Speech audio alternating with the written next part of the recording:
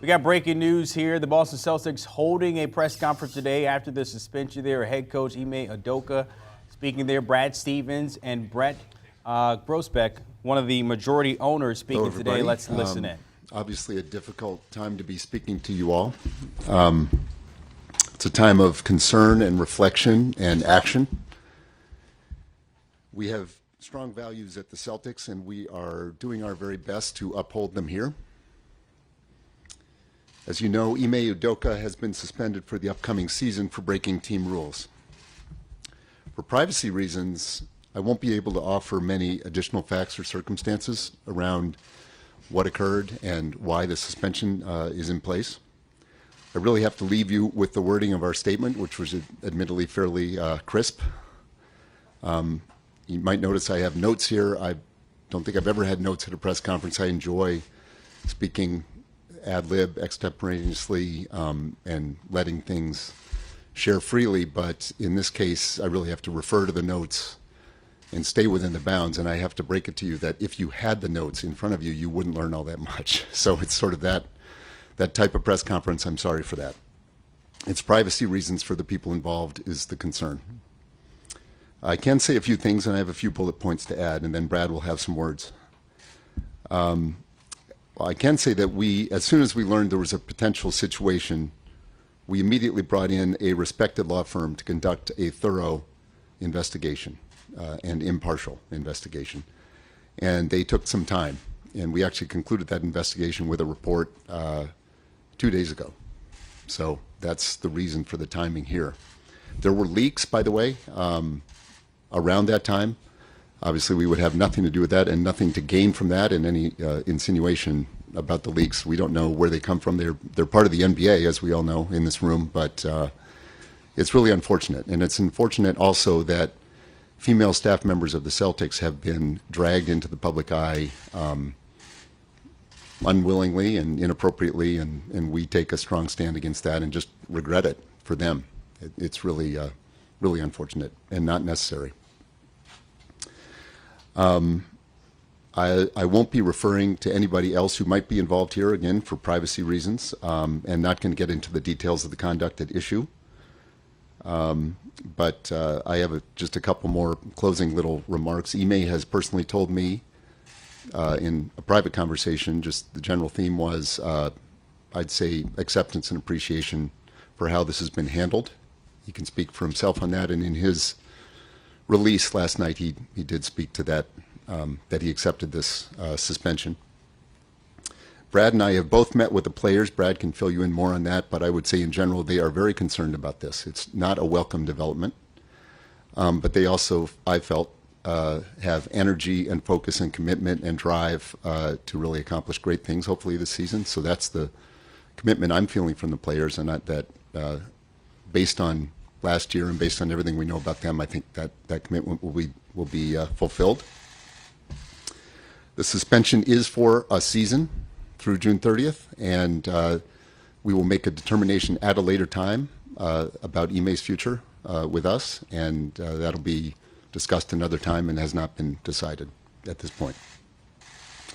I am concerned about the situation and its impact on everybody in the Celtics organization. And I do hope this represents the beginning of a new chapter and a chance to turn the page and move forward with things to some extent resolved.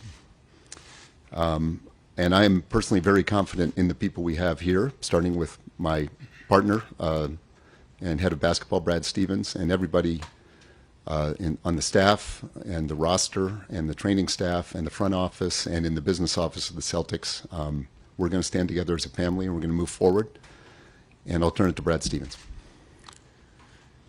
Yeah, I mean, I don't really have anything to add from the standpoint of the, as Wick said, what can be said about the violation. And ultimately, I would, reiterate that it was a long, thorough process, and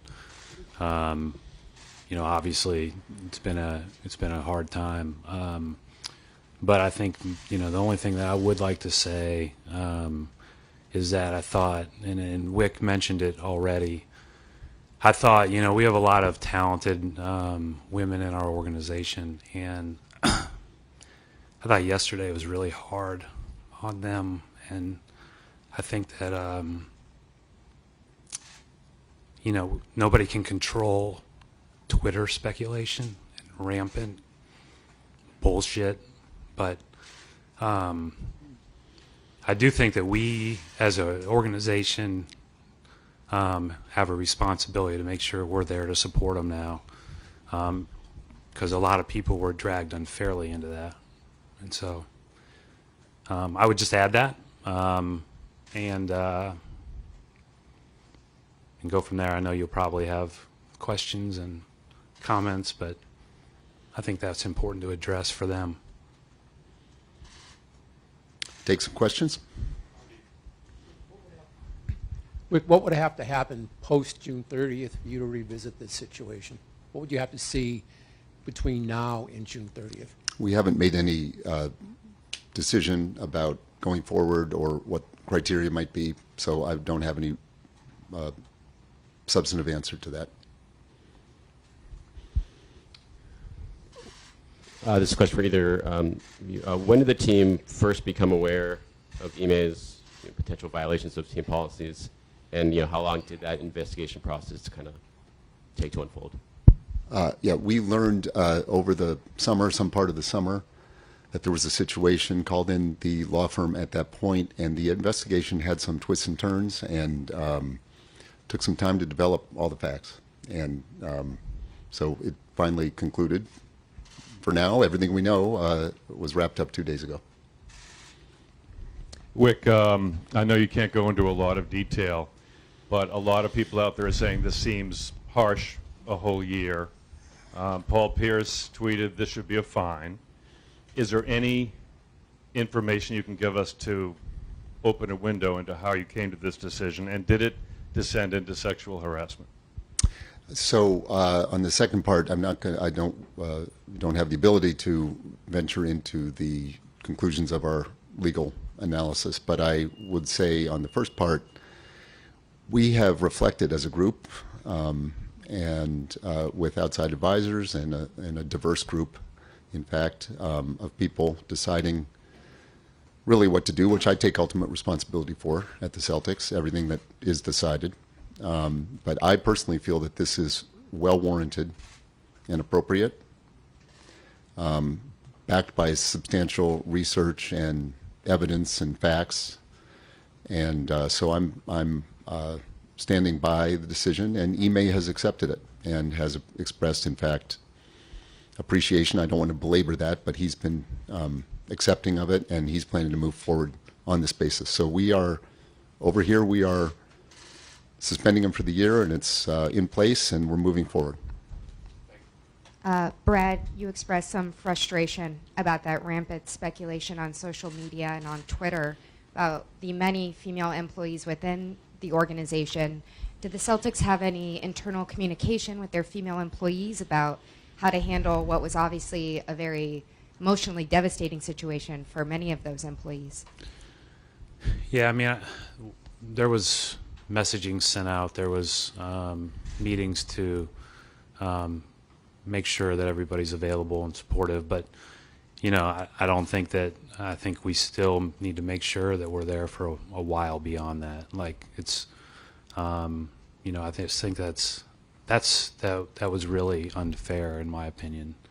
And I don't know how we control Twitter. And obviously there's only so much that we can say.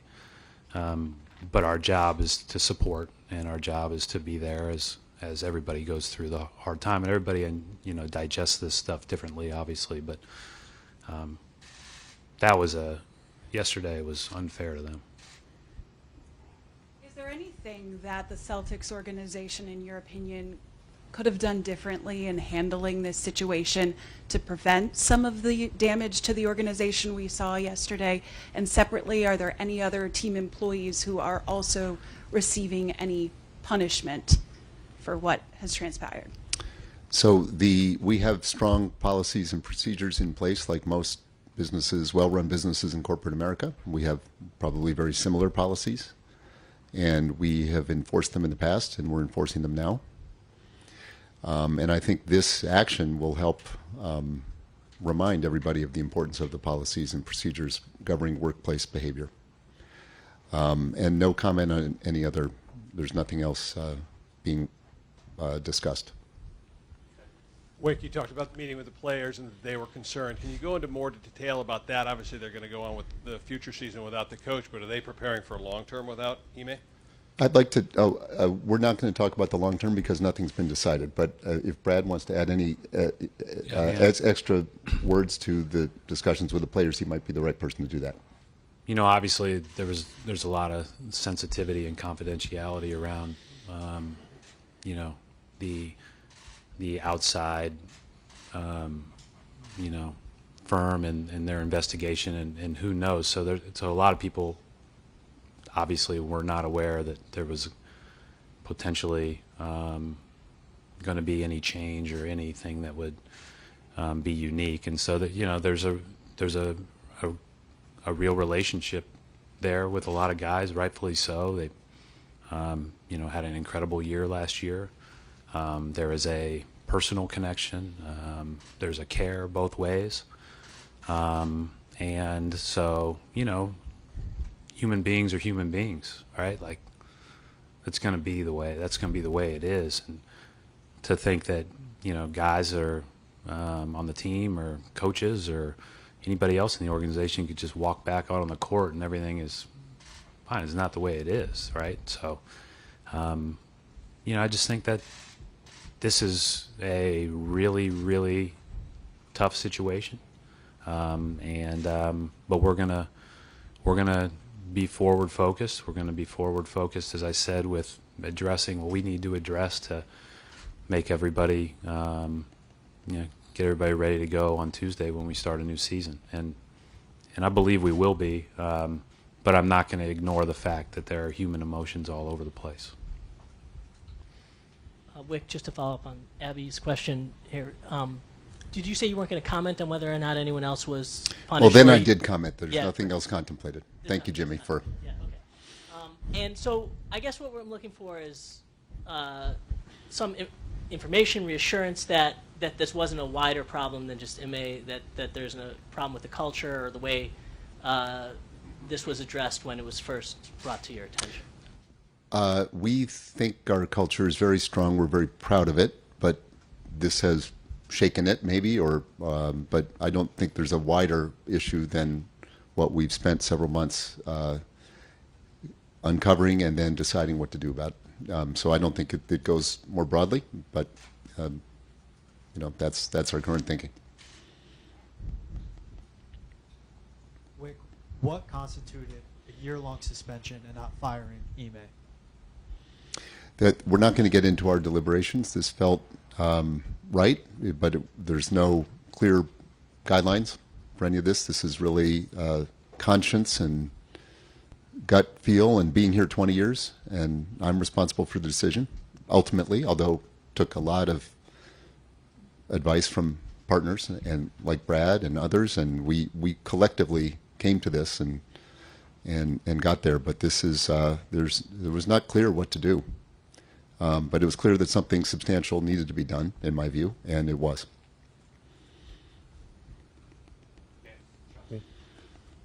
Wick, when Ime was hired, and Brad, I guess too, was he vetted for these kinds of violations regarding his work in other organizations?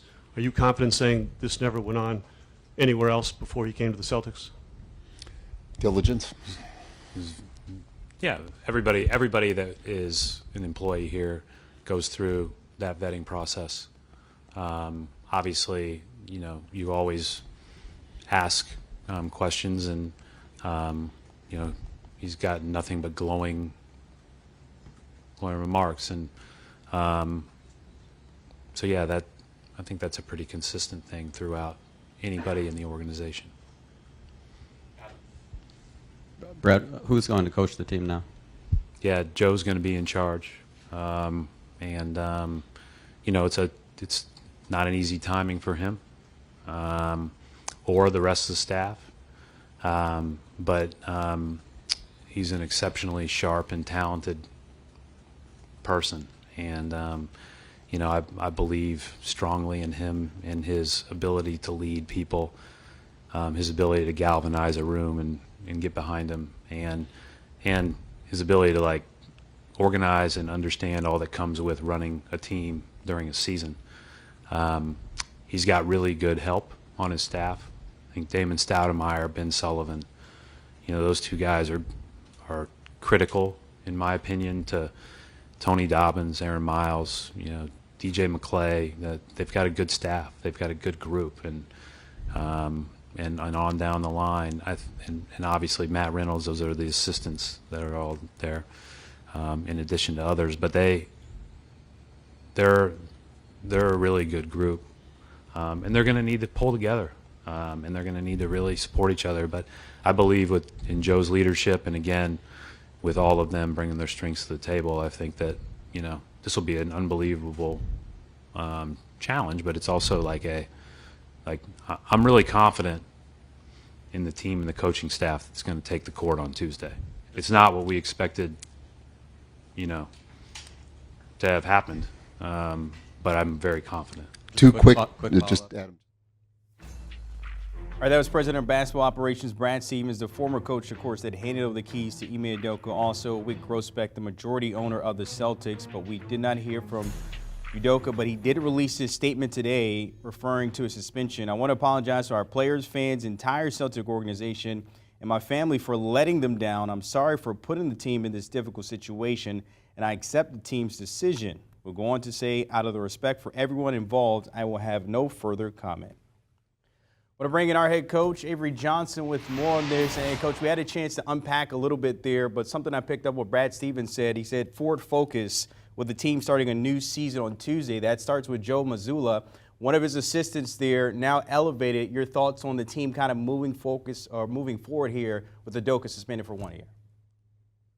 Yeah, I'm really curious, Brandon, as to why Brad Stevens didn't accept the interim position. Obviously, he coached the Celtics for several years, a couple of Eastern Conference finals, had a good run, was an excellent coach in college.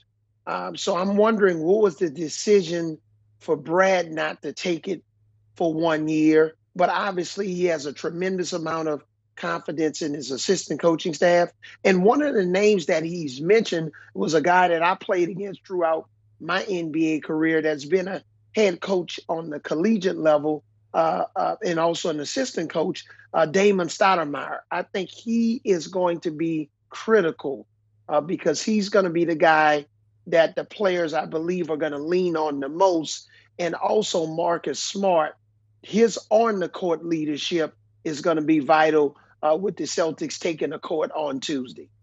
I want to bring up his replacement, Joe Mazzulla, there because we don't know much about him, but he was around when Brad Stevens came in the picture in 2019. Take a look at his resume, Coach. Assistant the past 3 years, Fairmont head coach there, stayed for 2 years as well. And then also in the G League, you mentioned the Damon Stoudemires of the world, maybe a Brad Stevens. Of course, him knowing Joe in the past, how does he kind of lead this team? Because we thought maybe they would go back and be in the finals again out of the Eastern Conference. Where do they look like under his guidance here?